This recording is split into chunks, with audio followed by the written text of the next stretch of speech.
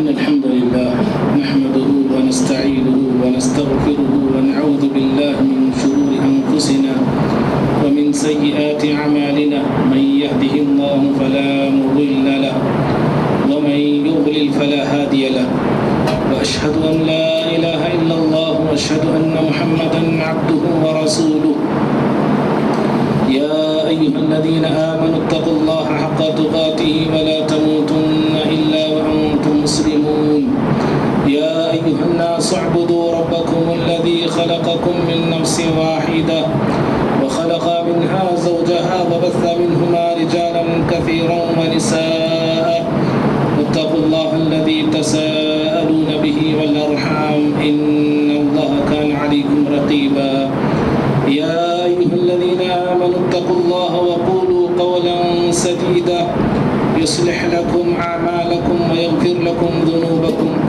ومن يطع الله ورسوله فقد فاز فوزا عظيما أما بعد فإن خير الحديث كتاب الله وخير الهدي هدي محمد صلى الله عليه وسلم وشر الأمور محدثاتها وكل محدثة بدعة وكل بدعة ضلالة وكل ضلالة في النار أعوذ بالله من الشيطان الرجيم بسم الله الرحمن الرحيم هو الذي أرسل رسوله بالهدى ودين الحق ليظهره على الدين كله ولو كره المشركون.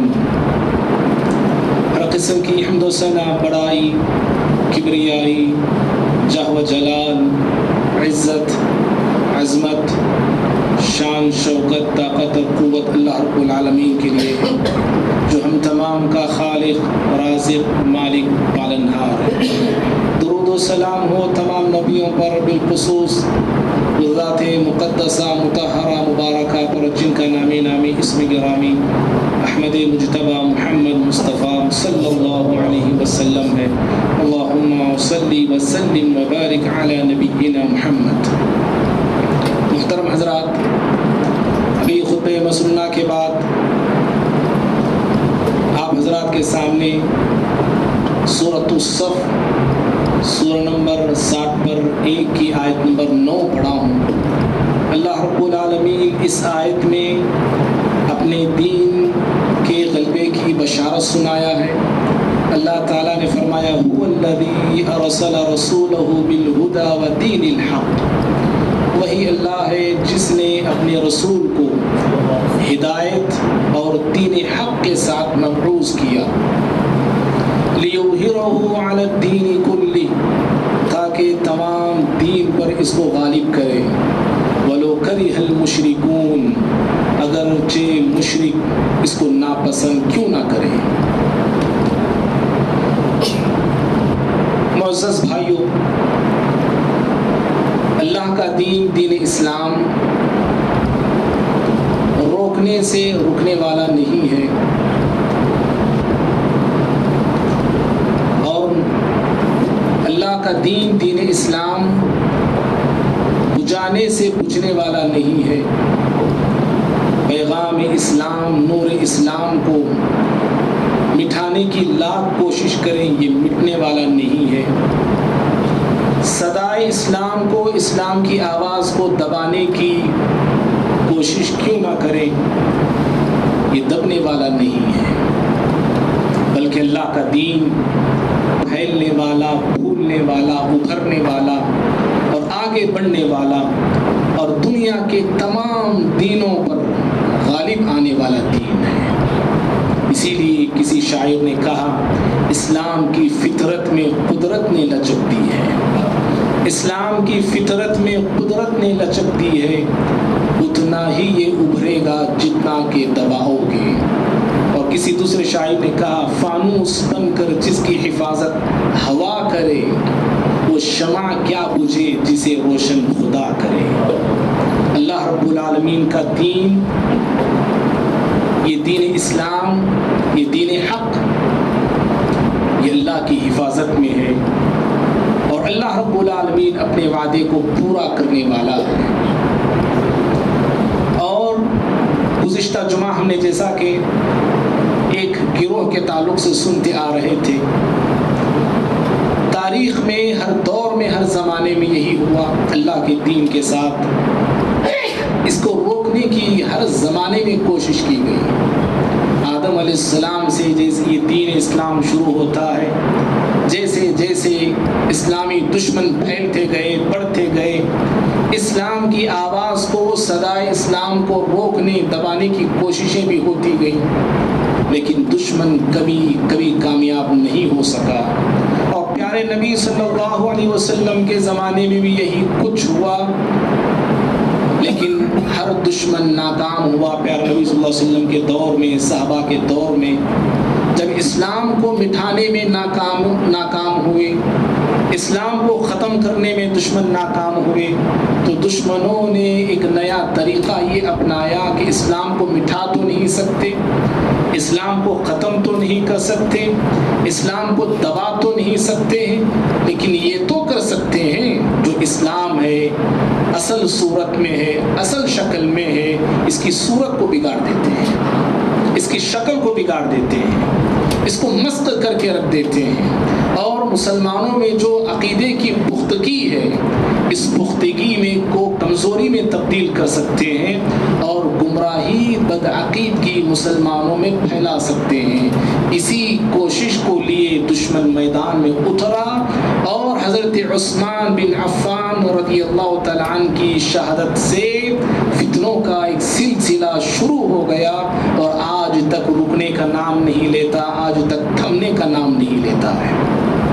انہی فتنوں کی زد میں عثمان بن عفان رضی اللہ تعالیٰ عنہ ناحق شہید کر دیے گئے، حضرت علی بن ابی طالب رضی اللہ تعالیٰ ناحق شہید کر دیے گئے، اور ان کے دونوں فرزند، دونوں بیٹے حسن رضی اللہ تعالیٰ عنہ، حسین رضی اللہ تعالیٰ عنہ، یہ بھی ناحق شہید کر دیے گئے.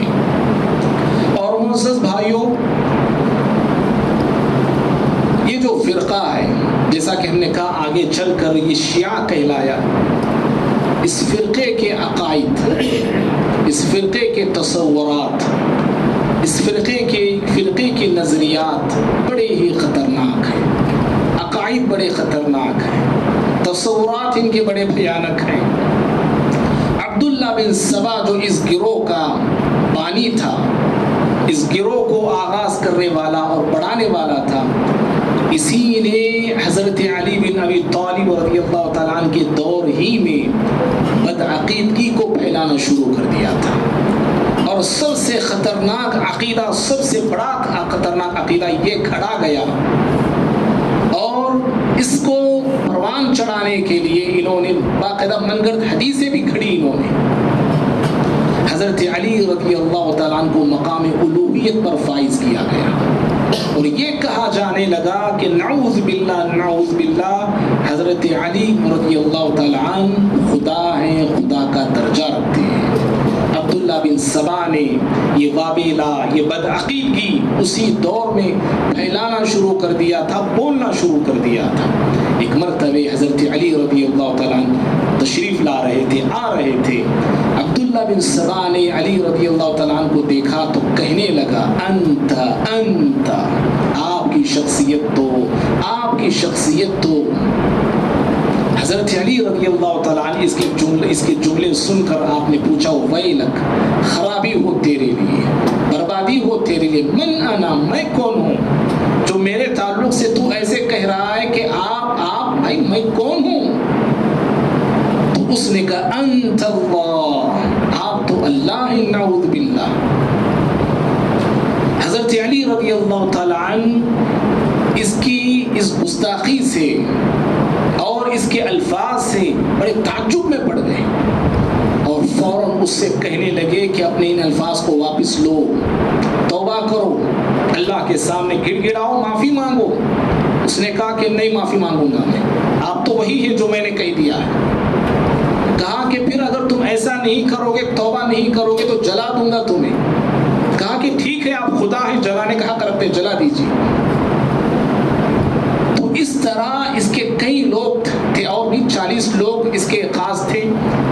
تو تاریخ الگ الگ آتی ہے. بعض کہتے ہیں کہ جلا وطن کر دیا حضرت علی رضی اللہ تعالیٰ نے اس کو, اور بعض تاریخ داں کہتے ہیں کہ اس کے ساتھیوں کو حضرت علی رضی اللہ تعالیٰ نے جلا دیا اس کی بدعقیدگی کو ختم کرنے کے لیے. اور حدیثیں کھڑی گئی باقاعدہ حضرت علی رضی اللہ تعالیٰ عنہ کے مقام کو بڑھانے کے لیے, ان کے مرتبے کو بڑھانے کے لیے. اور حدیث گھڑنے میں یہ بڑا بدترین فرقہ یہ گزرا ہے.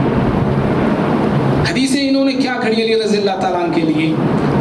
حدیثیں گھڑتے ہوئے کہا کہ علی رضی اللہ تعالیٰ عنہ جنت اور جہنم کے مالک ہیں, جس کو چاہے جنت دیں, جس کو چاہے جہنم میں داخل کریں. جبکہ پیارے نبی صلی اللہ علیہ وسلم صفا کی پہاڑی پہ کھڑے ہو کے اپنے رشتہ داروں, اپنے خاندان والوں سے, اپنی بیٹی سے کہا تھا کہ میں تمہارے کسی کام نہیں آ سکتا, تم اپنے آپ کو جہنم سے بچانے کی فکر کرو. پیارے نبی صلی اللہ علیہ وسلم یہ فرماتے ہیں, لیکن یہ لوگ علی رضی اللہ عنہ کے تعلق سے ایسی حدیث کھڑی اور کہا کہ آپ جنت کے مالک ہیں, جہنم کے مالک ہیں, جس کو چاہے آپ جنت دے سکتے ہیں اور جس کو چاہے آپ جہنم دے سکتے ہیں. اور یہ بھی کھڑا, یہ بھی کہا کہ نعوذ باللہ حضرت علی رضی اللہ تعالیٰ عنہ اللہ تعالیٰ سے کلام کرتے تھے, گفتگو کرتے تھے, باتیں کرتے تھے. اور ایک حدیث ایسی بھی انہوں نے کھڑی کہ پیارے نبی صلی اللہ علیہ وسلم ایک مرتبہ اپنے ایک صحابی کے ساتھ تھے, ایک فرشتہ نبی صلی اللہ علیہ وسلم کے پاس آیا, چلا گیا. پھر وہ پیارے نبی صلی اللہ علیہ وسلم نے اپنے صحابی سے پوچھا, جانتے ہو یہ کون تھے؟ صحابی نے کہا کہ اللہ کے نبی صلی اللہ علیہ وسلم معلوم نہیں مجھے کون تھے یہ آنے والے. تو پیارے نبی صلی اللہ علیہ وسلم نے کہا کہ یہ فرشتہ ہے, یہ زمین پہ پہلی مرتبہ آیا ہے یہ, اور اللہ سے پرمیشن لے کے آیا ہے یہ, اور دنیا میں آیا ہے صرف اور صرف علی رضی اللہ تعالیٰ عنہ کو سلام کرنے کے لیے. علی رضی اللہ عنہ کو سلام کیا اور یہاں سے چلا گیا.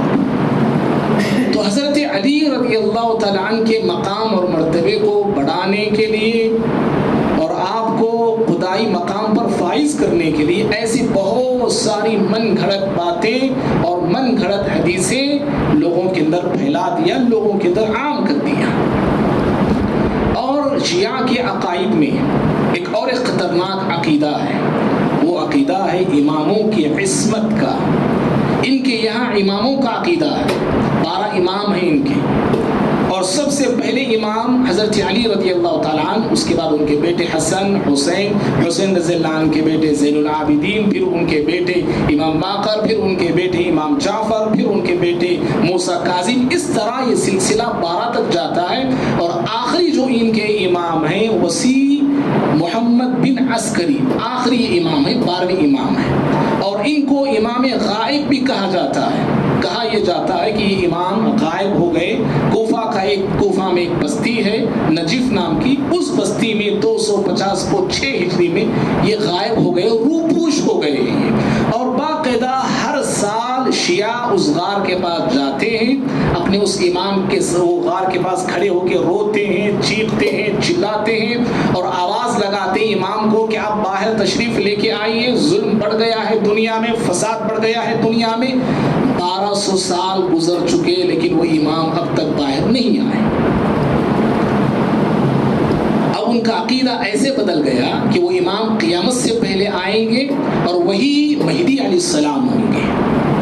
ہم جس مہدی کی ہم بات کرتے ہیں علیہ السلام, جس مہدی علیہ السلام کے تعلق سے ہم کہتے ہیں کہ آنے والے ہمارے نبی نے کہا ہے, اب وہ یہ کہتے ہیں کہ وہی وہ ہمارے ہی امام ہوں گے, وہ جو مہدی علیہ السلام بن کر آئیں گے. اماموں کے تعلق سے ان کا عقیدہ یہ ہے کہ جو شخص اماموں کو نہیں مانتا ان کی نظر میں مسلمان نہیں ہے, ان کی شیعہ برادری میں وہ مسلمان نہیں ہوتا ہے. اور اماموں کو بھی انہوں نے بہت سارے اختیارات دے رکھے ہیں. ان کا عقیدہ یہ ہے کہ ان کے جو امام ہیں 12 امام وہ انبیاء سے افضل ہیں, وہ معصوم ہیں. یہ جیسے پیغمبروں کے تعلق سے ہم کہتے ہیں, ہمارا عقیدہ ہے کہ تمام پیغمبر معصوم عن الخطا ہیں, گناہوں سے پاک ہیں. ان کا وہی عقیدہ ہے اپنے اماموں کے تعلق سے کہ ان کے امام, ان کے ائمہ کرام بھی گناہوں سے پاک ہیں. اور ان کا عقیدہ یہ بھی ہے کہ ان کے امام حلال کا اختیار رکھتے ہیں, حرام کا اختیار رکھتے ہیں. حلال حرام کرنے کا انہیں اختیار ہے, کسی چیز کو حلال کر دیں, کسی چیز کو حرام کر دیں, وہ انہیں اختیار اور عقیدہ اماموں کے تعلق سے ان کا یہ بھی ہے کہ ان کے امام مشکل کشائی کرتے ہیں، لوگوں کی حاجت روائی کرتے ہیں، لوگوں کی تکلیفوں کو دور کرتے ہیں، ان کے پریشانیوں کو دور کرتے ہیں، اور ہر چیز جانتے ہیں ان کے علم، ان کا عقیدہ ہے ہر غیب کی بات کا علم انہیں ہوتا ہے، ہر چیز کا وہ علم رکھتے ہیں، اور ایک امام کا علم دوسرے امام تک منتقل ہوتا ہے، ان کا عقیدہ ہے، یعنی ان کا امام کسی سے علم حاصل نہیں کرتا، جو پہلے امام تھے اس امام کا علم جو دوسرا امام بننے والا ہوتا ہے اس کا پہلے کا علم دوسرے تک خود بخود ٹرانسفر ہو جاتا ہے، اس کو علم لدنی کہا جاتا ہے۔ تو ایسے عقائد اماموں کے تعلق سے ان کے یہاں ہے۔ ایک تیسرا عقیدہ ان کا بڑا ہی جو خطرناک ہے وہ ہے تبرع کا عقیدہ، بڑا خطرناک عقیدہ ہے، اور جب تک کوئی شیعہ تبرع نہیں کرتا تب تک ان کی نظر میں وہ شیعہ نہیں ہے۔ کیا ہے تبرع کا عقیدہ؟ یہ تبرع کا عقیدہ ہے حضرات صحابہ کرام رضوان اللہ تعالی علیہم اجمعین کو برا کہنا، ان کو گالیاں دینا، ان کے شان میں بدتمیزی کرنا، ان کے شان میں بدزبانی کرنا، ان کے حق میں گستاخی کرنا، برا کہنا، بھلا کہنا، ان کے ادب و احترام کے تقاضوں کو فراموش کرنا، ان کے مقام اور مرتبے کو گھٹانا، یہ عقیدہ تبرع ہے ان کا یہ۔ اور جب تک کوئی شیعہ حضرات صحابہ کو گالی نہیں دیتا ہے تب تک ان کی نظر میں وہ شیعہ نہیں ہے۔ اور چند لگ بھگ 3-4 صحابہ کے علاوہ ان کا عقیدہ ہے نعوذ باللہ تمام صحابہ کرام پیارے نبی صلی اللہ علیہ وسلم کی دنیا سے چلے جانے کے بعد مرتد ہو گئے، نعوذ باللہ کافر ہو گئے تھے، یہ ان کے عقائد ہیں۔ جبکہ پیارے نبی صلی اللہ علیہ وسلم اپنی امت کو یہ وصیت کیے ہیں لا تسبوا اصحابی، میرے صحابہ کو گالی نہ دو، میرے صحابہ کے تعلق سے برا مت کہو، ان کے مقام کو گھٹاؤ مت۔ اور اللہ رب العالمین صحابہ کے تعلق سے یہ فیصلہ کر دیا رضی اللہ عنہم ورضوا عنہ، تمام کے تمام صحابہ اللہ سے راضی اور خوش تھے، اور رب العالمین بھی پیارے نبی صلی اللہ علیہ وسلم کے صحابہ سے راضی تھا۔ اور یہ ہیں کہ صحابہ کرام کو برا کہتے ہیں، بھلا کہتے ہیں، گستاخیاں کرتے ہیں۔ یہ ایک ان کا اور عقیدہ ہے تقیہ کا عقیدہ، کہ اپنی شیعیت کو چھپا کے رکھنا۔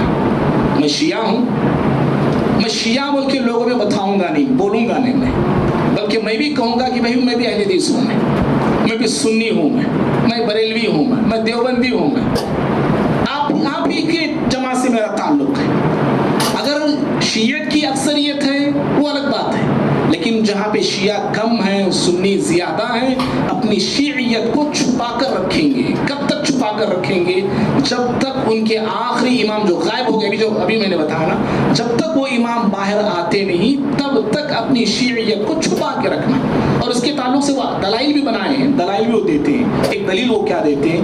پیارے نبی صلی اللہ علیہ وسلم اور پیارے نبی صلی اللہ علیہ وسلم نہیں، صحابہ کرام مکے میں جب ابھی اسلام نیا آغاز ہوا تھا، شروع ہوا تھا مکے میں، تو چند صحابہ نے اپنے اسلام کو چھپا کر رکھا تھا، ہم سب جانتے ہیں، ظاہر نہیں ہوئے تھے صحابہ کرام، 3 سال چھپا کے کام کر رہے تھے۔ تو یہ کہتے ہیں کہ ایسے ہی جیسے مکے میں مسلمانوں نے اپنی ایمان کو چھپا کر رکھا تھا، اپنی شیعیت کو بھی چھپا کے رکھنا۔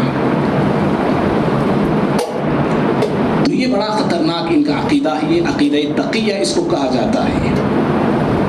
اور اسی عقیدے کو لیے وہ لوگ ہمارے پاس جب آتے ہیں یا ہم سے گفتگو کرتے ہیں تو وہ کہتے ہیں کہ بھائی ہم بھی مسلمان ہیں، ہم بھی وہی عقیدہ رکھتے ہیں جو عقیدہ تمہارا ہے۔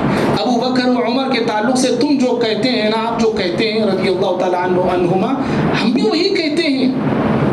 قرآن کے تعلق سے جو تمہارا عقیدہ ہے ہمارا بھی وہی عقیدہ ہے۔ یہ عقیدہ تقیہ ہے، یہ ظاہر میں کچھ باطن میں کچھ، زبان پہ ایک ہوتا ہے، باطن میں دل میں ایک ہوتا ہے یہ۔ اور اسی عقیدے کو لیے وہ لوگ قرآن کے تعلق سے ہمارے پاس کہتے ہیں کہ قرآن 30 پارے ہیں، یہی قرآن اصلی ہے، لیکن اصل ان کا عقیدہ یہ ہے کہ یہ قرآن محرف شدہ ہے، بدل چکا ہے یہ قرآن۔ ابو بکر و عمر رضی اللہ تعالیٰ عنہما نے اپنے دور خلافت میں اس قرآن کو بدل کے رکھ دیا ہے، حالانکہ جو قرآن نازل ہوا تھا وہ علی رضی اللہ تعالیٰ عنہ کے شان میں نازل ہوا تھا، बकर व उमर रज़ी अल्लाह ताला अन्हुमा ने उस कुरान को छुपा दिया जो अली की शान में उतरा था, छुपा के रख दिया है। अब वो छुपाया हुआ कुरान वो उनके 12वें इमाम के पास है, फिर वो क़ियामत के करीब उस कुरान को लेकर आएंगे, उनका अकीदा है। कुरान के ताल्लुक से इन लोगों के अकायद ये हैं कि कुरान बदला हुआ है, और अकीदा तकिया को लिए वो हमसे कहते हैं कि हम तो नहीं कहते ऐसा, क्योंकि हमसे हुआ ऐसे शिया से बात जब बात हुई तो उन्होंने कहा कि हमारे ताल्लुक से झूठ कहते हैं कि हम कुरान को बदला हुआ कहते हैं, हालांकि ऐसा नहीं है, उनका कहना है। लेकिन ये अकीदा तकिया है ये इनका, जो अब छुपा के वो रखते हैं वो, और हमसे वही कहते हैं जो हम चाहते हैं। इनकी यहाँ मुता भी जायज़ है। क्या मुता है ये? टेम्परवरी शादी, तलाक देने की नीयत से निकाह करना। 2 महीने के बाद मैं तुम्हें तलाक दूंगा, 5 महीने के बाद मैं तुम्हें तलाक दूंगा, चंद महीनों के बाद मैं तुम्हें तलाक दूंगा। टेम्परवरी निकाह, इसको मुता कहते हैं। शुरू इस्लाम में ये जायज़ था। ये यार नबी सल्लल्लाहु अलैहि वसल्लम ने फिर जंग खैबर वगैरह के वक्त आप सल्लल्लाहु अलैहि वसल्लम ने हराम ठहरा दिया, मना कर दिया, और क़ियामत तक के लिए भी हराम नहीं है। लेकिन इनके यहाँ मुता अब भी जायज़ है। जो मुता नहीं करता उनके यहाँ पे शिया नहीं है, मुता जायज़ है इनके यहाँ। और बाज़ लोग कहते हैं कि मुता से जो बच्चे पैदा होते हैं उनके यहाँ, कई ऐसे हज़ारों बच्चे हैं उन्हें पता नहीं कि उनका बाप कौन है, उनकी माँ कौन है। तो ये बदकारी को फ़रोग़ देने का, ज़िनाकारी को आम करने का एक चोर दरवाज़ा है जो इनके यहाँ आज भी राइज है, आज भी मौजूद है। मोअज़्ज़ज़ भाइयों, ऐसे बहुत सारे इन लोगों के अकायद हैं। मैंने आपके सामने इख्तिसार के साथ अहम अकायद बताया। शिया ये गिरोह हज़रात सहाबाए किराम के दौर से ही इस्लाम और मुसलमानों को बड़ा नुकसान पहुंचाया है। दीनी एतबार से भी नुकसान पहुंचाया, सियासी एतबार से भी नुकसान पहुंचाया। और सियासी एतबार से नुकसान ऐसे भी हुआ है, आगे चलकर बाकायदा शियाओं की हुकूमतें कायम हुई, इन्होंने हुकूमतें कायम की। और उन हुकूमतों में एक हुकूमत ईरान और इराक़ में कायम हुई इनकी, लगभग 100 साल तक ये हुकूमत चली इनकी, शियाओं की। और ईरान से इस हुकूमत को महमूद गज़नवी ने ख़त्म किया था, और इराक़ से इस हुकूमत को सल्जूक़ी बादशाहों ने ख़त्म किया था। और फिर मिस्र में, मुल्क शाम में, हिजाज यानी अरब वगैरह में एक और हुकूमत इनकी कायम हुई जिसे फ़ातिमी हुकूमत कहा जाता है। 270 साल तक ये हुकूमत कायम रही, कई बादशाह इसमें गुजरे। और इन्हीं की हुकूमत में मिस्र की बहुत बड़ी यूनिवर्सिटी जामिया अज़हर जब तामीर की गई, वो जब तब बनाई गई। और इस हुकूमत को, फ़ातिमी हुकूमत को, जो 270 साल के लगभग करीब थी, नूरुद्दीन ज़ंगी रहमहुल्लाह की मुसलसल कोशिशों से और सलाहुद्दीन अय्यूबी रहमहुल्लाह के ज़रिए फ़ातिमी सल्तनत को ख़त्म किया गया।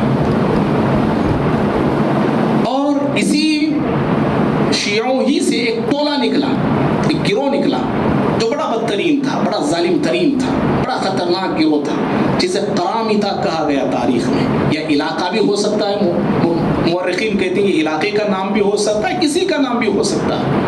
करामिता अबू ताहिर सुलेमान बिन हसन की लीडर में, उसकी सरबराही में ये लोग बाकायदा मक्कतुल मुकर्रमा जाते हैं हज के महीने में, और हाजियों पे हमला करते हैं। और लगभग मक्के के अतराफ 30,000 मुसलमानों का इन्होंने कत्ल आम किया।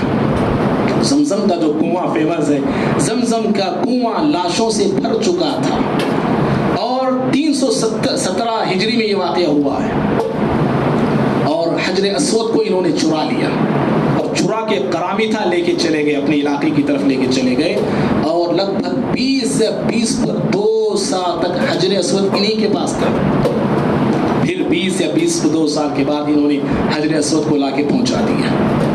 और इस फ़िरक़े को महमूद गज़नवी ने ख़त्म किया, करामिता, जो बड़ा बदतरीन फितना था। महमूद गज़नवी के दुनिया से चले जाने के बाद फिर ये फितना खड़ा हुआ है करामिता का। मुल्तान वगैरह پاکستان کے علاقوں میں فتنہ کھڑا ہوا تو شہاب الدین غوری نے پھر سے اس فتنے کو ختم کر دیا اور پوری طرح سے قرامیتا کا فتنہ ختم ہوا اور ملتان پر یہ چھائے ہوئے تھے. ملتان پھر دہلی سلطنت میں مل گیا. معزز بھائیوں، ان کی حکومتیں جہاں دنیا میں تھی وہیں پر ہمارے ہندوستان میں بھی ان کی حکومت چلی ہے. کئی علاقوں میں یہ حاکم رہے ہیں، بادشاہ رہے ہیں. بہمنی حکومت ایک چلی ہے، لگ بھگ یہ بھی 200 سال کے قریب چلی. اس کے اندر بھی اکثر بادشاہ شیعہ گزرے ہیں. عادل شاہی حکومت چلی بیجاپور کی، اکثر بادشاہ یہاں بھی شیعہ تھے. نظام وغیرہ کا عقیدہ ہم سب جانتے ہیں، وہاں بھی شیعت موجود تھی اور آج بھی ان کے اثرات موجود ہیں. آپ حیدرآباد جائیں، آپ بیجاپور جائیں، محرم اتنی زوروں سے اور اتنے شوروں سے ہوتا ہے. کیوں؟ اس لیے کہ وہاں پر جو حکمران تھے، جو حاکم تھے، جن کی حکومت رہی، ان کے عقائد یہی تھے. اب جب بادشاہ کا عقیدہ وہی ہوتا ہے تو عوام بھی اکثر اسی عقیدے میں غوطہ لگاتے ہیں، وہی عقیدہ اختیار کر لیتے ہیں. اور ان شیعوں نے غداری کا بھی بہت بڑا ثبوت دیا ہے مسلم حکومتوں کی گرانے کے لیے. جہاں یہ لوگ حکومتیں کی اور حکومتوں میں بڑے بڑے مقامات پر یہ فائز تھے، بڑے بڑے عہدوں پر یہ فائز تھے.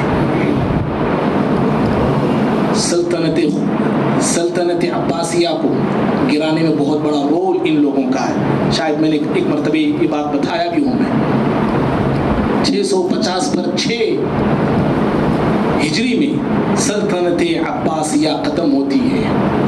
یہاں بھی ایک شیعہ تھا، مستعصم باللہ، جو عباسی خلیفہ تھے، سب سے آخری خلیفہ. ان کے پاس ان کا وزیر شیعہ تھا اور تاتاری جو حملہ کرنے آئے تھے، باقاعدہ اس نے دعوت دیا ان کو اب بغداد پر حملہ کرنے کے لیے. ابن علقمی اس کا نام تھا. اور تاتاریوں میں ہلاکو خان کے پاس ایک شیعہ تھا، نصیر الدین توسی نام کا، وہ بھی شیعہ. اور دونوں شیعوں نے آپس میں مل جل کر یہ بات کی اور باقاعدہ ہلاکو خان کو بغداد پر حملہ کرنے کی دعوت دی. ہلاکو خان جب آ کے بغداد کا محاصرہ کر لیا تو 50 دنوں تک بغداد کا دروازہ کھولا نہیں گیا. لیکن یہ ابن علقمی باقاعدہ جا کے ہلاکو خان سے ملاقات کرتا ہے، اپنے لیے امن حاصل کر لیتا ہے اور بغداد کے شیعہ جا کے وہ بھی امن حاصل کر لیتے ہیں، یعنی ہماری جان بخشی جائے گی. اور آخر کار جو لگ بھگ 1 لاکھ، امام ابن کثیر رحمہ اللہ البدایہ والنہایہ میں نقل کرتے ہیں کہ اس وقت بغداد میں 1 لاکھ مسلم فوج تھی. ابن علقمی نے ہلاکو خان کے آنے سے پہلے بادشاہ کے ایسے کام اس نے بھرے یہاں تک کہ اس نے فوجیوں کو گھٹانا شروع کر دیا. یہاں وہاں مختلف مقامات پر فوجیوں کو بھیج دیا. صرف 10,000 فوجی بغداد میں تھے اس وقت. بڑی ہوشیاری چالاکی کے ساتھ اس نے فوجیوں کو گھٹایا اور بغداد پر حملہ کرنے کے لیے ہلاکو خان کو بلایا. اور ہلاکو خان بغداد میں داخل ہوتا ہے اور خون کی ندیاں بہا دیتا ہے. میرے بھائی جانتے ہیں آپ مورخین اس واقعے کو کیا کہتے ہیں؟ قیامت صغریٰ کہتے ہیں اس کو. قیامت صغریٰ تھی وہ. کئی ہزار مسلمان شہید کیے جاتے ہیں. آج ہی میں کتاب پڑھ رہا تھا، وہ مورخ کہتا ہے کہ 1 کروڑ کے قریب مسلمان قتل کیے گئے. بغداد، اطراف اکناف، جہاں دور دور تک مسلمان پھیلے ہوئے تھے. اور دجلہ کا پانی مسلمانوں کے خون سے لال ہو چکا تھا. جب مسلمان ختم کیے گئے، بڑی بڑی لائبریریاں مسلمانوں کی جلائی گئی. دجلہ کا پانی جو پہلے لال تھا، اب ایسے ہمارے کتب، ہمارے کتابیں، بکس جلائی گئیں کہ دجلہ کا پانی پھر کالا ہو گیا. قیامت صغریٰ مورخین اسے کہتے ہیں. اور معتصم باللہ خلیفہ کو، بادشاہ کو بڑی بے دردی کے ساتھ قالین میں لپٹ کر جوتوں سے، پیروں سے مار کے اس کو ختم کیا جاتا ہے. بہرحال حضرات، سیاہ ترین، تاریک ترین یہ واقعات گزرے ہیں ہمارے امت میں، اور ان میں ایک بہت بڑا ہاتھ ان غداروں کا تھا. اور وہیں پر میرے بھائی، اگر اسی طرح جن لوگوں نے انہیں نقصان پہنچایا، ان کی حکومتوں کو نقصان پہنچایا، انہیں ختم کرنے کی بھی انہوں نے ناپاک کوششیں کی. نور الدین زنگی جیسا بھی میں نے کہا، فاطمی बातिनी हुकूमत को ख़त्म करने की इन्होंने पूरी कोशिश की थी, तो नूरुद्दीन ज़ंगी रहमहुल्लाह को जहर दे के इन लोगों ने मारने की कोशिश की और यहाँ तक उन्होंने मार दिया। हशाशीन बोल के ग्रुप निकला था, हसन बिन सब्बाह उस ग्रुप का एक लीडर था वो।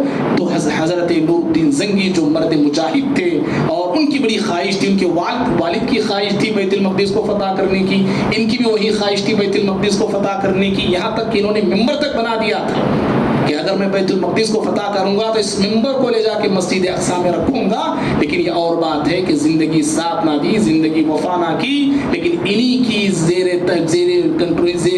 निगरानी में रहने वाले सलाहुद्दीन अय्यूबी रहमहुल्लाह ने आखिरकार वो फतह किया, इन्हें जहर दे के मारा गया। और सलाहुद्दीन अय्यूबी रहमहुल्लाह पे 4 मरतबे जानलेवा हमला होते हैं मिस्र में, 4 मरतबे।